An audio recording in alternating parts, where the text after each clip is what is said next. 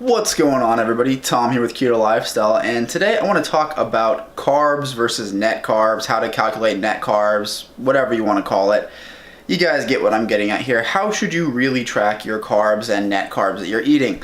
Now, this is a huge debate amongst a lot of people. A lot of people are switching over their arguments over from counting net carbs to just counting total carbs. And I just figured I'd weigh in on my 2 cents here, give you guys a little bit of science behind it, because I'm all about the science and all about the numbers. But before we start, if you have not subscribed yet, go and hit that subscribe button down below. It does help me out a ton, and it takes you 2 seconds to do, and it'll also notify you anytime I release another video. With that, let's get started. So the first thing I want to talk about here is the different types of fiber. Fiber is the obvious one, and I mean, actually before we even do that, what do most people classify like a net carb, right? Like what do we call that? Well, a lot of people will define a net carb as total carbs minus the fiber and the sugar alcohol. So we'll just put that right here. Total carbs minus fiber minus sugar alcohols. Now, we need to step through each of these components. So total carbs is pretty obvious. That's written on the box. Now, the fiber is an interesting thing as well because there are different types of fiber. So let's talk about fiber first, and then we'll get on sugar alcohols because that gets a whole lot more complicated. Now, fiber, as a rule of thumb, everybody just says, hey, subtract all fiber. And I am mostly in agreement with that. But scientifically, that's not exactly true.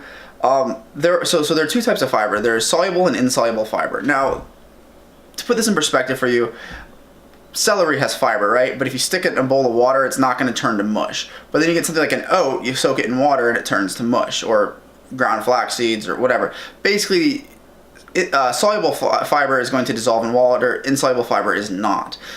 What this means is some of it's going to be processed by our body and some of it is not. So insoluble fiber is the kind of stuff that like really keeps you regular, if you know what I mean. It just goes straight through you as is. Those are the kind of things that you want to be eating. Those things are not dissolved by the body at all. They're not absorbed, nothing. So those, yeah, go ahead and subtract 100% of those. But soluble fiber is a little bit different because it does break down, it does absorb water, it can be absorbed by the body. A lot of people will say, you know, track half of those. The thing is here in the US, we don't make the distinction anymore. Like, I was down in Mexico not long ago and I got a protein bar from one of the stores, and it actually says on the label, soluble, insoluble fiber. The US thought that was too complicated, so they removed that. So now it just says dietary fiber. So we kind of have to remove all of that from our net carbs if we want. I mean, you can kind of take your best guess, right? A lot of the things you're going to be eating on keto probably has a lot of insoluble fiber. It's the soluble stuff you want to worry about, but again, we don't have to worry too much about that on keto because we're not eating things like oats or anything like that has a lot of soluble fiber, but it also has a lot of carbs, so you're staying away from it in general. Now to get to everybody's favorite thing in the world, sugar alcohols.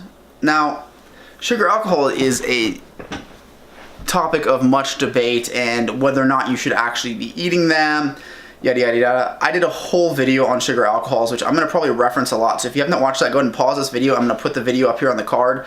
Just go ahead and watch that first. It'll give you an idea about sugar alcohols because what I am going to say next really does depend on your knowledge of sugar alcohols, but it is important if you are tracking net carbs to understand these things. So what am I getting at here? Well, in order to be able to subtract it from your total daily carbs, it can't really be absorbed by the body. It has to have almost no effect on your insulin, so no glycemic index number. I mean, as close to 0 as possible is the best. The problem is a lot of packaging doesn't tell you what type of sugar alcohol it is or what its glycemic index is inside the nutrition facts. You actually have to go towards the ingredients and read it yourself. Now, I know this seems kind of stupid, but for example, so I'm a member of a lot of keto groups on Facebook. I do this just to kind of share my ideas, my videos. I'm sure some of you guys probably came here originally from a video that was shared in some of these keto groups. But I see people posting there all the time, these sugar-free Reese's cups, sugar-free Hershey's, sugar-free Russell Stouffer's peanut butter cups, and all that garbage. When you look at the back of it, it looks cute. You're like, oh, 2 of them's 3 net carbs, but there's 15 grams of sugar alcohol. And that normally wouldn't be a big deal, but if you look at the sugar alcohol they use, it is maltitol. And if you remember my video, maltitol has a glycemic index somewhere near 40. I can't remember exactly what it was. I think it's like 36 or 38, something like that. So that is going to spike your insulin. That's literally halfway to sugar. So why are we considering this a sugar alcohol? Why are we putting this in the same classification as something such as erythritol, which has a glycemic index of 1, or stevia, which has a glycemic index of 0? Same thing with monk fruit. Why are we classifying all these sugar alcohols in the same thing? We can't assume that your body's not going to process all sugar alcohols. It only processes ones that are not absorbed by the body. So what does that mean? You're gonna have to read the label. I know that sucks, but if it's all maltitol, I mean, you might as well be eating sugar. Xylitol is up there too. It's like 12 or 14, somewhere in that range. Again, I wouldn't be as mad at you for eating xylitol as I would for eating maltitol, but you really have to read your ingredient labels. So my recommendation for net carbs is, for me personally, I still count net carbs. I try to stay under 20 net carbs and under 50 total carbs a day. That seems to do the trick for me. But everybody's different. Some people don't want to keep track of both. They just want to look at net carbs. And if you're going to do that, be careful of where your net carbs are coming from. Because if all your fiber is soluble, you're going to be miscounting it. If all of your sugar alcohol comes from things that have a high glycemic index number, you're going to be miscounting it. And that could knock you out of ketosis. I mean, or I should say it probably will knock you out of ketosis. If I'm going to have those sweets that are made with maltitol, it'll be like half of one very, very rarely. Like, we have a bag downstairs and I will literally split one with somebody and it's going to come out to like, I think they're like 15 grams of maltitol for 2 of them. So it's 7.5 grams. So I'm eating half of that. So 3.75 grams of maltitol.